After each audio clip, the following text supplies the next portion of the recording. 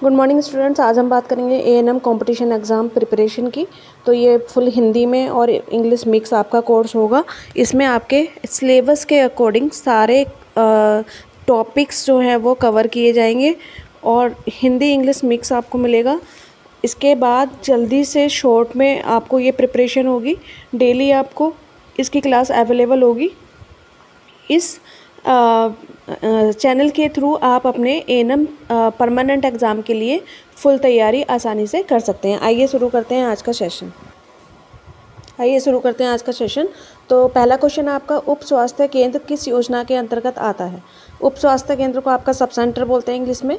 तो आईसीडीएस के अंदर आता है, एनआरएचएम के अंदर आता है, या थर्ड ऑप्शन आपका आरसीएच के अंदर आता है, या फिर पीएससी के अंदर आता है। ये आपको बताना है कि उप स्वास्थ्य केंद्र आपके किस योजना के अंतर्गत आता है, जिसको हम सब सेंटर बोलते हैं। तो ये आपका एनआरएचएम के अंदर आता है, नेशनल रूरल हेल्थ मिशन इसकी फुल फॉर्म होती है, नेशनल रूरल हेल्थ मिशन। तो ये आपका इसका सही आंसर होगा आपका बी, एनआरएचएम, बी इसका सही आंसर होगा। इसके बाद चलते हैं नेक्स्ट क्वेश्चन की तरफ।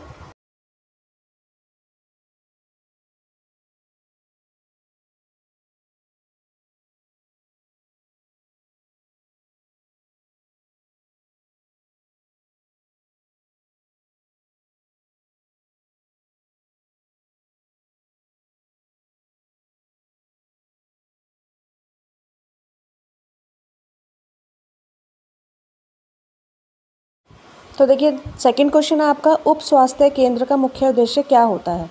उप स्वास्थ्य केंद्र का मुख्य उद्देश्य क्या होता है? इसके ऑप्शन आपका गंभीर रोगों का इलाज, प्राथमिक स्वास्थ्य सेवा देना, सर्जरी करना, या टीबी का इलाज करना। तो जो आपका उप स्वास्थ्य केंद्र होता है, जिसको हम सब सेंटर बोलते हैं, उसका मुख्य उद्देश्य जो होता है वो प्राथमिक स्वास्थ्य सेवाओं को देना होता है। तो इसमें भी आपका बी आंसर आपका है। इसके बाद देखिए बात करते हैं थर्ड क्वेश्चन की। तो जो थर्ड क्वेश्चन है आपका वो है आपका, एक स्वास्थ्य केंद्र कितनी जनसंख्या के लिए होता है? स्वास्थ्य केंद्र कितनी जनसंख्या के लिए होता है सामान्य क्षेत्र में? तो एक जो सब सेंटर होता है, एक सब सेंटर, एक स्वास्थ्य केंद्र जो है वो 3000 के लिए होता है, या 5000 पॉपुलेशन के लिए होता है, या 7000 पॉपुलेशन के लिए होता है, या डी आंसर है इसका कि 10,000 पॉपुलेशन के लिए होता है। तो एक उप स्वास्थ्य केंद्र जो होता है वो आपका 5000 पॉपुलेशन के लिए होता है। इस थर्ड क्वेश्चन में आपका बी जो आंसर है वो एकदम सही है। आइए बात करते हैं फोर्थ क्वेश्चन की। तो जनजातीय क्षेत्र में एक उप स्वास्थ्य केंद्र कितनी जनसंख्या के लिए होता है? जनजातीय क्षेत्र में तो ये 3000 के लिए होता है, 4000 के लिए होता है, या 2000 के लिए होता है, या 2500 के लिए होता है। तो इसका सही आंसर है डी, 2500 के लिए आपका जनजातीय क्षेत्र में एक उप स्वास्थ्य केंद्र होता है, जिसको हम सब सेंटर कहते हैं। तो इसका जो राइट आंसर है वो रहेगा आपका डी, 2500 पॉपुलेशन के लिए या जनसंख्या के लिए आपका जनजातीय क्षेत्र जो है वो उपलब्ध होता है। आइए अब बात करते हैं फिफ्थ क्वेश्चन की। आपका पाँचवा क्वेश्चन क्या है? देखिए पाँचवा क्वेश्चन है आपका, उप स्वास्थ्य केंद्र में कार्य करने वाला मुख्य महिला स्वास्थ्य कार्यकर्ता होती है। उप स्वास्थ्य केंद्र में मतलब सब सेंटर में जो मुख्य कार्यकर्ता होती है वो कौन होती है? एएनएम होती हैं, जीएनएम होती हैं, डॉक्टर होते हैं, या आशा होती हैं। तो इसका राइट आंसर है आपका एएनएम, ए जो है इसका राइट आंसर है। उप स्वास्थ्य केंद्र में कार्य करने वाला मुख्य महिला स्वास्थ्य कार्यकर्ता जो होती है वो एएनएम होती है। तो ए इसका राइट आंसर है। इसके बाद देखिए बात करते हैं सिक्स क्वेश्चन की। तो उप स्वास्थ्य केंद्र में कौन सी सेवा दी जाती है? ठीक है, जो सब सेंटर होता है उसमें कौन सी सेवा दी जाती है? प्रसव पूर्व देखभाल की, सर्जरी की सेवा दी जाती है, एमआरआई स्कैन किया जाता है, या ब्लड बैंक की सेवा दी जाती है। तो इसमें आपको सोचने वाली बात नहीं है, बिल्कुल सिंपल सरल क्वेश्चन है कि उप स्वास्थ्य केंद्र जो आपका सब सेंटर होता है उसमें आपका प्रसव पूर्व देखभाल की सेवाएं दी जाती हैं। तो इसमें आपका ए आंसर जो है वो एकदम करेक्ट माना जाएगा। इसके बाद बात करेंगे देखिए सेवेंथ क्वेश्चन की। जो उप स्वास्थ्य केंद्र में कितने एएनएम कार्यकर्ता होते हैं जो आदर्श रूप से देखने को मिलते हैं? तो उप स्वास्थ्य केंद्र में कितने कार्यकर्ता होते हैं? एक होते हैं, दो होते हैं, तीन होते हैं, या चार होते हैं। तो उप स्वास्थ्य केंद्र की जब हम बात करेंगे सब सेंटर की, तो उसमें टोटल 2 कार्यकर्ता, उप स्वास्थ्य केंद्र में टोटल आपके 2 कार्यकर्ता होते हैं। इसका बी आंसर सही है। उसमें से एक होती है आपकी एएनएम और दूसरा जो होता है वो आपका होता है मल्टीपर्पज़ वर्कर, जिसको हम मल्टीपर्पज़ वर्कर बोलते हैं। एक वो कार्यकर्ता होता है, वो पुरुष भी हो सकता है और स्त्री भी हो सकती है, कोई भी हो सकता है।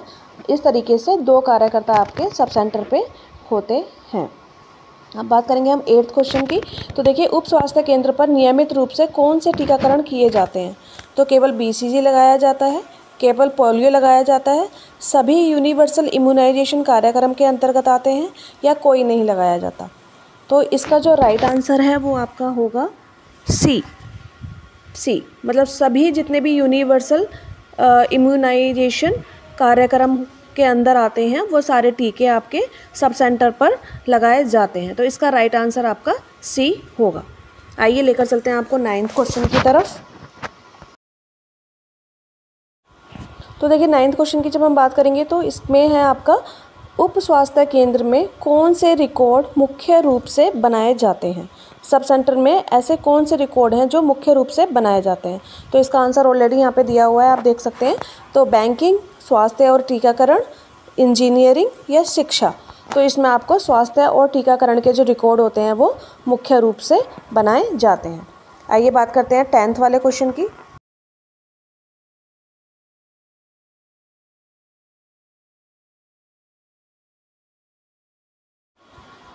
देखिए, 10th क्वेश्चन है आपका, भारत सरकार के अनुसार उप स्वास्थ्य केंद्र की स्थापना किस वर्ष में प्रारंभ हुई थी? तो 1952 में हुई थी, या 1962 में हुई थी, या 1980 में हुई थी, या 2005 में हुई थी?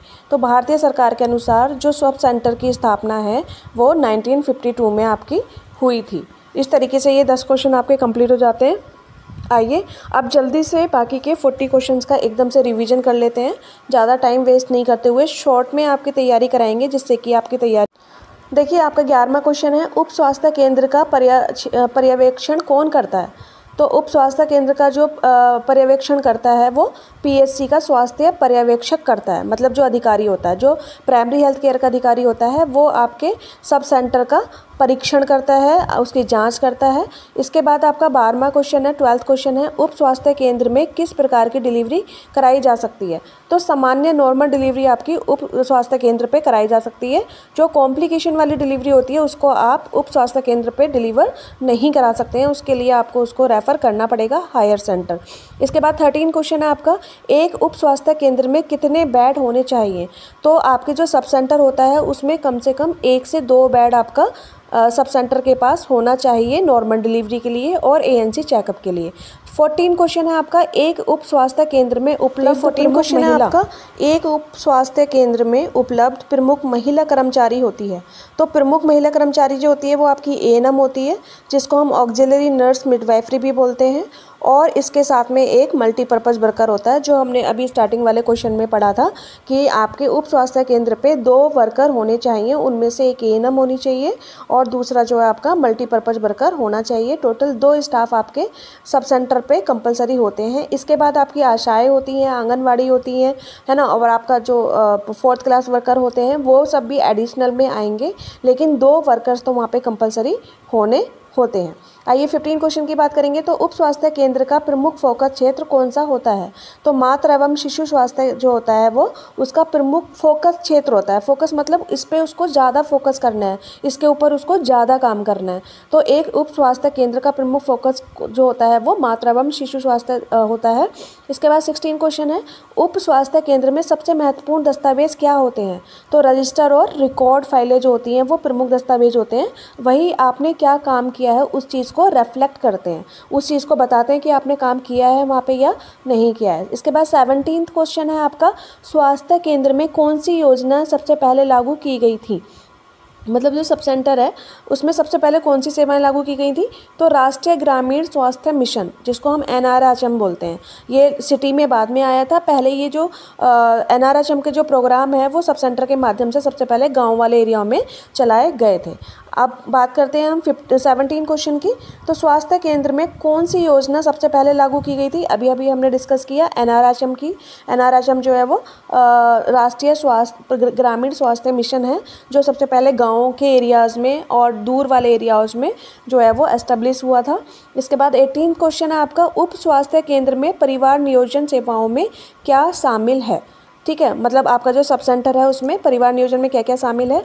कंडोम है, गर्भ निरोधक गोलियां हैं, नसबंदी है, ये सारी सुविधाएं जो आपके उप स्वास्थ्य केंद्र में शामिल होती हैं। 19 क्वेश्चन आपका, उप स्वास्थ्य केंद्र की निगरानी करने वाला अधिकारी को क्या कहते हैं? तो स्वास्थ्य पर्यवेक्षण कहते हैं, हेल्थ सुपरवाइजर कहते हैं। इसके बाद 23 क्वेश्चन है, एक उप स्वास्थ्य केंद्र को किस प्रकार की संरचना में होना चाहिए? तो पक्का भवन होना चाहिए, कच्चा भवन नहीं होना चाहिए, पक्का भवन वहाँ पे होना चाहिए, जिससे कि पेशेंट को चोट लगने का कारण जो है वो ना हो और आपका जो सब सेंटर है वो सेफ़ रहे। और इसका एक मुख्य कारण ये भी है कि किसी भी प्रकार का इन्फेक्शन वहाँ पे ना फैले और उसको प्रॉपर तरीके से ऑक्यूपाई कर सकें और प्रॉपर तरीके से उसको जो है वो मैनेज कर सकें, इसलिए वो पक्का भवन होना चाहिए। उसमें सारी ही सुविधाएं आपकी उपलब्ध होना चाहिए, प्रॉपर पानी होना चाहिए, प्रॉपर ड्राइनेज होना चाहिए, है ना, सारे इक्विपमेंट्स अवेलेबल होना चाहिए, लॉक एंड की में होना चाहिए, ये सारी चीज़ें वहाँ पे होनी चाहिए। 21 क्वेश्चन है आपका, उप स्वास्थ्य केंद्र में आशा कार्यकर्ता किसकी सहायता करती है? तो आशा किसके साथ जुड़ी हुई होती है? ANM के साथ जुड़ी होती है। आशा कार्यकर्ता ANM की सहायता करती है। आपका 22वां क्वेश्चन है 22, उप स्वास्थ्य केंद्र में कितनी बार स्वास्थ्य शिविर लगाए जाते हैं? तो मासिक में, मतलब मंथ में वहाँ पे एक शिविर लगाना कंपलसरी होता है। ठीक है, आपका जो सब सेंटर है उस पर आपको एक सेशन तो करना ही है। इसके बाद है, उप स्वास्थ्य केंद्र में रक्तचाप जाँच किसके द्वारा की जाती है? भाई जो आपका BP है, रक्तचाप किसको बोलेंगे? BP को। तो BP की जो जांच है वो हमेशा ANM के द्वारा ही की जा सकती है, की जाती है, क्योंकि अगर आप ANM के आशा के द्वारा कराएंगे तो उसको उसका सही मेथड, राइट मेथड पता नहीं होगा, जिसकी वजह से ये BP की जो जांच है या जितनी भी वहाँ पे जांचें हैं वो ANM द्वारा ही कराई जाती हैं। और BP की जांच स्पेशली ANM द्वारा कराई जाती है, क्योंकि वो आपके एक कॉम्प्लिकेशन के अंदर आती है प्रेग्नेंट महिलाओं को लेकर।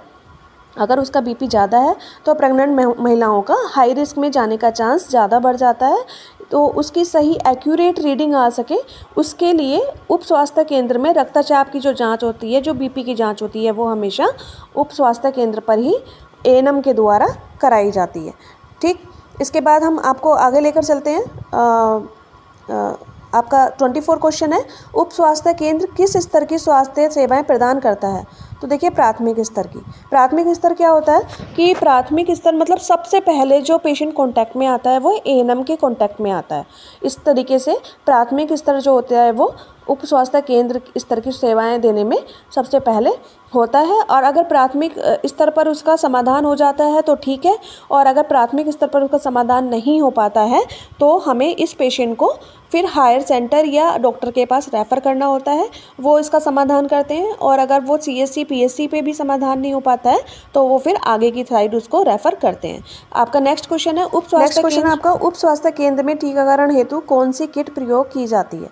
तो देखिए, इम्यूनाइजेशन किट प्रयोग की जाती है, क्योंकि आपका मेन वर्क ही इम्यूनाइजेशन करना है और आप किसी भी प्रकार का कॉम्प्लिकेशन को आइडेंटिफाई करने के लिए इम्यूनाइजेशन करना है। इम्यूनाइजेशन के थ्रू उस चीज़ से प्रिवेंट कर सकते हैं, इसलिए इम्यूनाइजेशन किट जो है हर सब सेंटर पे आपको अवेलेबल होनी है।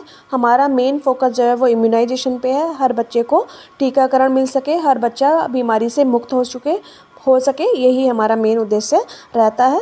तो ये दो चीज़ें आपको फोकस करना है। भाई प्राथमिक स्तर पर जो है वो सेवाएं दी जाएंगी, तो प्राथमिक स्तर पर दी जाएंगी। सबसे पहले पेशेंट आपके कांटेक्ट में आएगा, आपको ये डिसाइड करना रहेगा कि उसको कहाँ पे रेफ़र करना है, कहाँ पे उसको भेजना है। सेकंड, आपका जो सब सेंटर है उस पर इम्यूनाइजेशन किट जो होती है वो कंपलसरी है वहाँ पे अवेलेबल होना।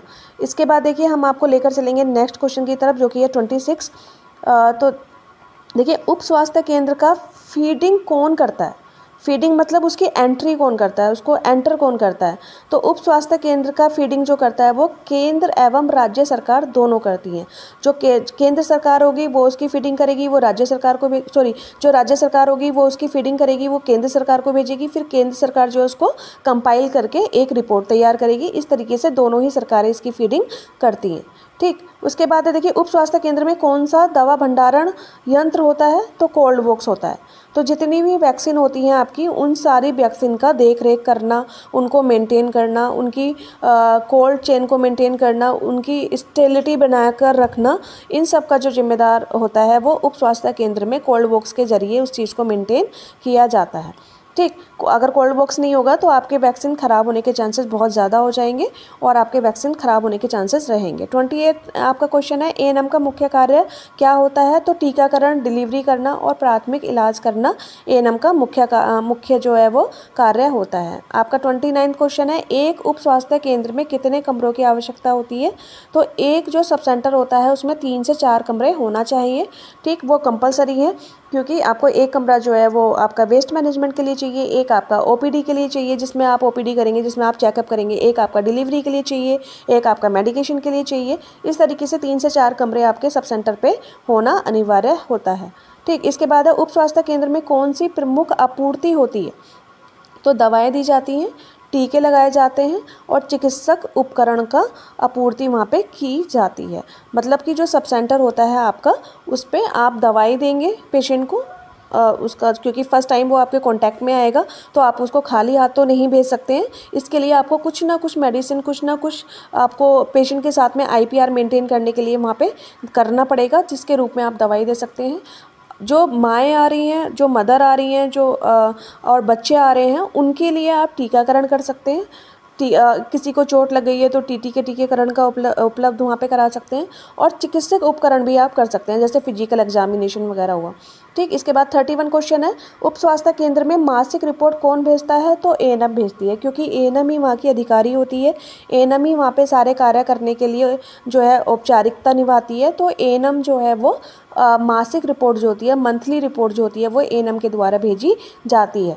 इसके बाद सेकंड आपका 32 क्वेश्चन है, उप स्वास्थ्य केंद्र में रोगों की प्राथमिक पहचान कौन करता है, तो एएनएम करती है। आशा को इतनी नॉलेज नहीं होती है, आशा इतनी पढ़ी लिखी नहीं होती है, और एएनएम जो होती है वो डिग्री होल्डर होती है, उसके पास एक डिग्री होती है, तो उसके थ्रू वो आराम से उसका आइडेंटिफिकेशन कर सकती है कि जो प्राथमिक जो रोग हैं, मतलब रोगों की जो शुरुआत है वो किस तरीके से होती है, उसके क्या क्या लक्षण होते हैं, इन सब की जो पहचान है वो एएनएम आसानी से कर सकती है। तो इसका भी आंसर आपका एएनएम होगा।